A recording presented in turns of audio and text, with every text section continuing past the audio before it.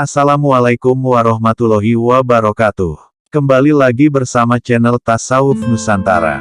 Kali ini akan dibagikan sejarah singkat Kiai Muchtar Mukti semasa kecilnya hingga bertemu ilmu tasawuf. Kiai Muchtar Mukti lahir pada Ahad Kliwon tanggal 28 Robiul Akhir 1347 Hijriah, atau tanggal 14 Oktober tahun 1928 Masehi, di Dukuh Losari Rowo, Desa Losari, Kecamatan Ploso, Kabupaten Jombang. Kiai Muchtar Mukti adalah putra ke-6 dari pasangan Haji Abdul Mukti dan Nyai Nasihah.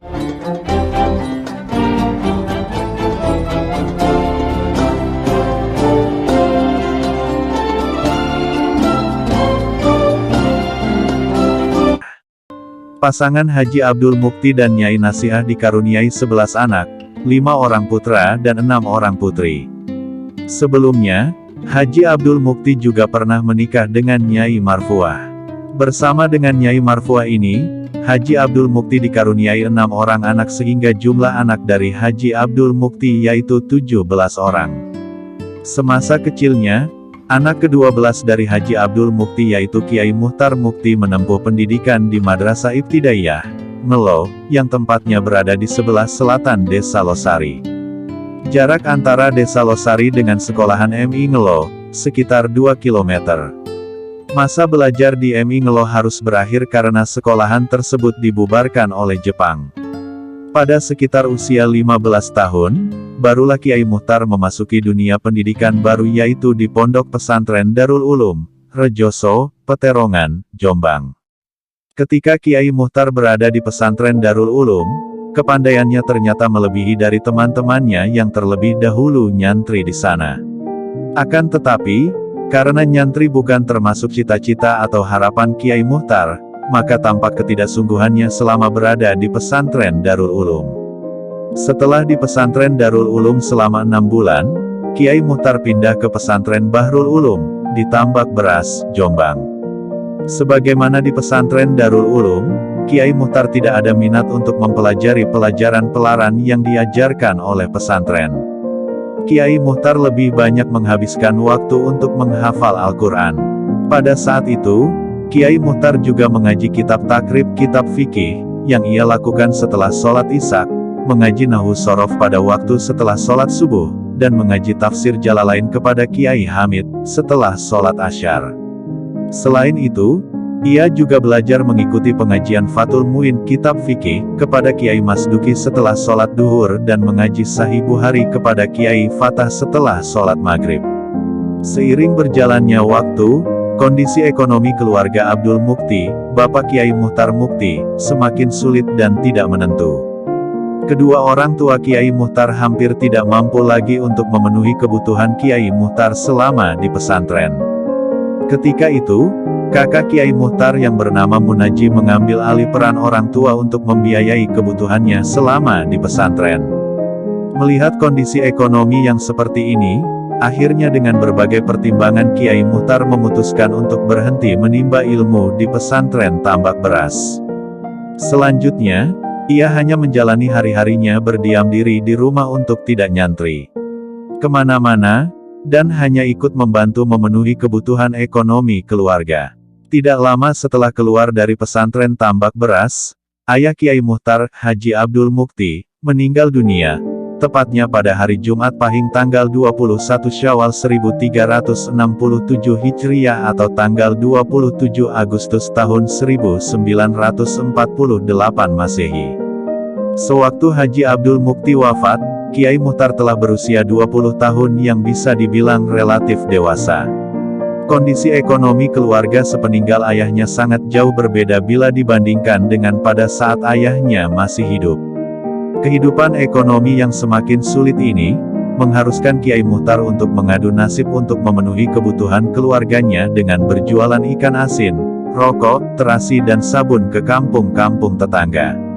Selama perjuangan hidupnya yang berjualan dari kampung satu ke kampung yang lain ini, Kiai Muchtar sering beristirahat di Kalipadas. Kalipadas adalah nama sungai yang letaknya berada di tengah hutan desa Pojok Klitih. Di tempat ini, Kiai Muchtar melakukan sholat duhur dan merenungi kehidupan dirinya. Pada suatu ketika, Setelah hujan lebat turun di wilayah tersebut, Kiai Muchtar beristirahat di tempat biasanya dengan membawa barang dagangan berupa ikan asin yang masih sangat banyak, dan garamnya yang banyak larut terkena air. Padahal barang tersebut merupakan bukan miliknya sendiri, melainkan barang titipan dari orang lain. Dengan kondisi fisik dan psikis yang sangat lelah ini, Kiai Muchtar melakukan mandi dan sholat subuh di Kali Padas. Pada saat itu, terlintas di pikirannya keadaan ekonomi yang ia alami.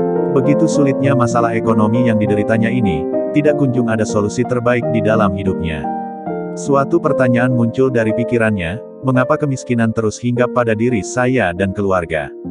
Pertanyaan tersebut dijawab sendiri, ya, mungkin ini karena ketiadaan modal usaha, sehingga bisa mengembangkan dagangan yang ada. Tidak lama berselang, pertanyaan kedua pun muncul, ya Tuhan, mengapa nasib kami tetap miskin? Padahal kami telah berusaha keras masuk kampung keluar kampung, tak kenal siang dan malam untuk menjajakan dagangan ikan asin dan barang-barang yang lain. Bahkan kami untuk menambah keuntungan kami harus pergi di malam hari ke alas ngapus hanya untuk mengambil dagangan garam yang akan kami jual di rumah. Setelah itu, Kiai Muchtar mencoba membandingkan keadaan tetangganya yang serba kecukupan dengan dirinya yang sejak kecil mengalami kesusahan. Mungkinkah orang yang banyak harta akan merasakan sebagaimana yang saya rasakan? Mungkinkah mereka yang di dalam kesengsaraan juga akan merasakan kegembiraan sebagaimana yang dialami oleh orang-orang kaya? Adilkah semua itu? Apakah kehidupan manusia selalu diwarnai dengan kesengsaraan ataukah kegembiraan? Ataukah keduanya berkumpul menjadi satu? Kalau kesulitan ekonomi yang hinggap pada diri kami ini adalah suratan takdir, mengapa takdir terhadap kami berbeda dengan takdir terhadap orang lain? Pertanyaan pun berlanjut, kalau benar bahwa kehidupan ini adalah suratan takdir, betapa kejamnya Allah yang telah menakdirkan hidup ini harus terus mengalami. Pertanyaan demi pertanyaan yang terus keluar tersebut akhirnya ia jawab sendiri, ya, diterima sajalah, memang ini adalah suratan takdir, jangan terlalu banyak menuntut Tuhan. Jawaban spontanitas tadi belum bisa memecahkan masalah dan memuaskan hatinya, akhirnya pertanyaan-pertanyaan pun kembali muncul, jika demikian, apa artinya hidup ini jika harus sengsara? Mengapa tidak semua orang ditakdirkan Allah bisa menjalani hidup dengan gembira? Bukankah demikian tidak sulit bagi Allah? Atau bahkan sebaliknya, mengapa semua orang tidak ditakdirkan dalam keadaan sengsara saja supaya bisa merasakan hal yang tidak enak? Pertanyaan pun tidak berhenti sampai di situ, mengapa semuanya ini terjadi pada diri kami, terjadi pada keluarga kami dan terjadi pada orang lain? Masihkah keberadaan kami yang penuh dengan kesengsaraan ini berguna bagi diri dan orang lain? Masih bergunakah saya hidup di dunia ini? Untuk apakah saya hidup di dunia ini? Kalau memang hidup saya tidak berguna, lebih baik cukupkanlah hidup ini sampai di sini saja ya Allah. Dari momen tersebut, Kiai Muchtar mulai menelusuri alam pikirannya untuk menemukan jawaban masalah hidup dan kehidupan. Akhirnya, hatinya bergerak menuju suatu getaran rasa sadar bahwa ilmu yang selama ini ia peroleh hanyalah sia-sia. Setelah itu, muncullah rasa tekad dalam hati untuk meninggalkan tata cara hidup yang sudah dijalani selama ini dan menuju pada satu arah untuk mencari rahasia hidup yang hakiki. Kiai Muchtar mulai menyadari bahwa bermacam-macam ilmu yang telah dipelajari ternyata hanya berkutat pada hal-hal yang tidak substansial. Ibarat buah, ilmu-ilmu di luar tasawuf itu ibarat kulit sedangkan isinya adalah tasawuf.